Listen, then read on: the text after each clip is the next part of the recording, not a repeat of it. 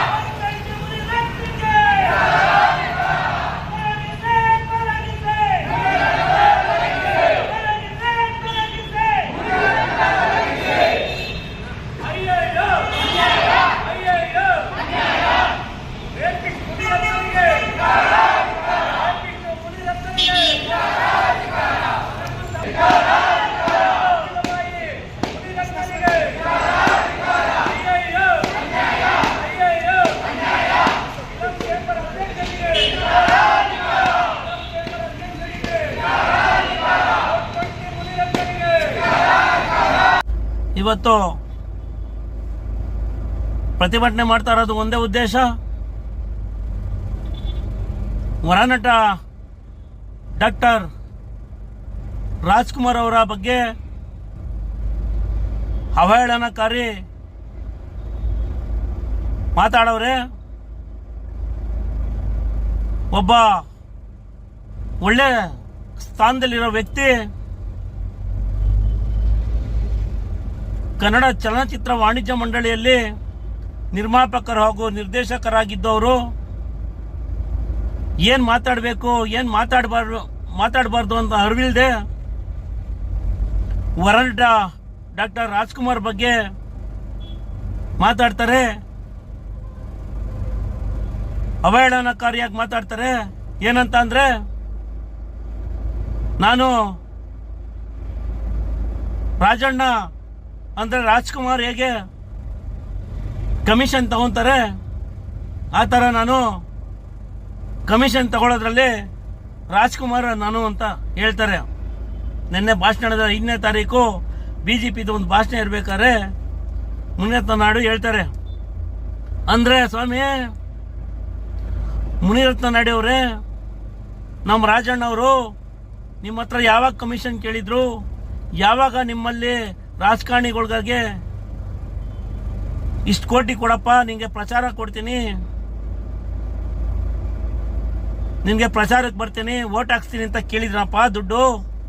ಸ್ವಾಮಿ ಈಗಿನವ್ರು ಬರ್ತಾರೆ ಹೇಳಿ, 1 ಕೋಟಿ 2 ಕೋಟಿಗೆ ಡಿಮ್ಯಾಂಡ್ ಮಾಡಿ ನಿಮ್ಮ ಹತ್ರ ಪ್ರಚಾರ ಕೊಡ್ತೀನಿ, ನಿಮ್ಗೆ ವೋಟ್ ಹಾಕ್ಸ್ತೀನಿ ಅಂತ ಈಗಿನವರು ಇಂಡಸ್ಟ್ರಿ ಅವರು ಕೇಳ್ತಾರೆ. ನಿಮ್ಗೆ ಕೊಡಿ ಇಷ್ಟು ಕೋಟಿ ಅಂತ.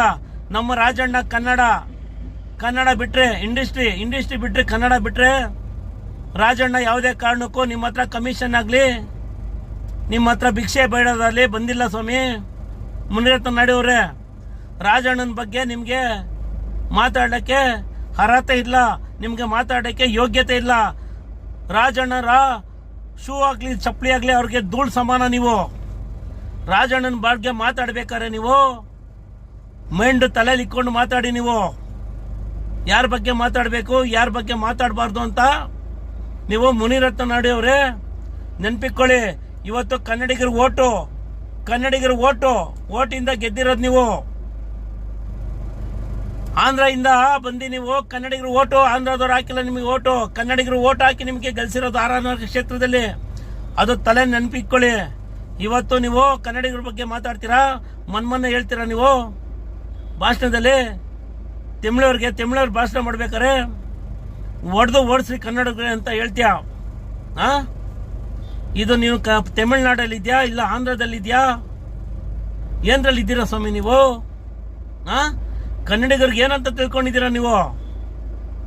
ಮುಂದಿನ ದಿನಗಳಲ್ಲಿ ನಿಮಗೆ ಎಚ್ಚರಿಕೆ ಕೊಡ್ತಾ ಇದ್ದೀವಿ. ಕರ್ನಾಟಕ ರಕ್ಷಣಾ ವೇದಿಕೆ ಅಭಿಮಾನಿ ಬಳಗದಿಂದ ಮತ್ತೆ ಡಾಕ್ಟರ್ ರಾಜ್ಕುಮಾರ್ ಅಭಿಮಾನಿ ಬಳಗದಿಂದ ಹೇಳ್ತಾ ಇದ್ದೀವಿ, ಮುಂದಿನ ದಿನಗಳಲ್ಲಿ ನೀವು ಎಲ್ಲೇ ಹೋದ್ರು ಕಪ್ಪು ಬಾವುಟ ಆರಿಸ್ಬೇಕಾಯ್ತಾರೆ, ಹುಷಾರಾಗಿರಿ. ಮುನಿರತ್ನವ್ರೆ, ಅವತ್ತು ನಿಮ್ಗೆ ಟಿಕೆಟ್ ಕೊಟ್ಟಿರಲಿಲ್ಲ ಕಾಂಗ್ರೆಸ್ ಅಲ್ಲಿ. ಇದೇ ಸಾರಾ ಗೋವಿಂದ್ ಮನೆಗೆ ಬಂದು ಕಾಲಿಡಿದ್ರಿ. ಅಣ್ಣ ನಿಮ್ ಕೈ ಮುಗಿತೀನಿ, ಕಾಲ್ ಬೀಳ್ತೀನಿ ಅಣ್ಣ, ನನ್ಗೆ ಟಿಕೆಟ್ ಕೊಡ್ಸಿ ಅಣ್ಣ ಕಾಂಗ್ರೆಸ್ ಅಲ್ಲಿ ಅಂತ. ಟಿಕೆಟ್ ಕೊಡ್ಸೋದಕ್ಕೆ ಇವತ್ತು ರಾಜ್ಕುಮಾರ್ಗೆ ಬೈತೀರಾ, ಇವತ್ತು ಕನ್ನಡಿಗರಿಗೆ ಬೈತೀರಾ, ಕನ್ನಡಿಗರಿಗೆ ಹೊಡೀರಿ ಅಂತೀರಾ? ಸ್ವಾಮಿ ಹೇಳ್ತಾ ಇದ್ದೀನಿ ಕೇಳಿ, ಇದೇ ರಾಜರಾಜೇಶ್ವರಿ ಕ್ಷೇತ್ರ ಕನ್ನಡಿಗರು ನಿಮ್ಗೆ ಈ ಸಾರಿ ಮಣ್ಣು ಮುಗಿಸಿ ನಿಮ್ಗೆ ಸೋಲ್ಸಿ ನಿಮ್ಗೆ ಆಂಧ್ರಗೆ ಗಂಟು ಮುಟ್ಟೆ ಕಟ್ಸ್ತಿದ ಅಂದ್ರೆ ಕನ್ನಡಿಗರು. ನಾವು ರಾಜ್ಕುಮಾರ್ ಅಭಿಮಾನಿಗಳು ಎಲ್ಲ ಇವತ್ತು ಹೋರಾಟ ಮಾಡಿದೀವಿ. ಸಾಂಕೇತಿಕವಾಗಿ ಕನ್ನಡ ಚಲನಚಿತ್ರ ವಾಣಿಜ್ಯ ಮಂಡಳಿ ಹತ್ರ ಮನವಿ ಕೊಟ್ಟಿದ್ವಿ. ಇವ್ರದ್ದು ಯಾವುದೇ ಕಾರಣಕ್ಕೂ ನಿರ್ಮಾಪಕರು ನಿರ್ದೇಶಕ ಸ್ಥಾನಕ್ಕೆ ಅರ್ಹರಲ್ಲ. ಇವ್ರದ್ದು ಈ ಕೂಡಲೇ ರದ್ದು ಮಾಡಿ ಅಂತ ಕೊಟ್ಟಿದ್ವಿ. Film chamber Sara Govind sir ಇದ್ರು, ಶ್ರೀರಾಮುಲು ನರಸಿಂಹಲು ಇದ್ರು ಅಧ್ಯಕ್ಷರು, ಫಿಲಿಂ ಚೇಂಬರ್ ಕೊಟ್ಟಿದ್ವಿ.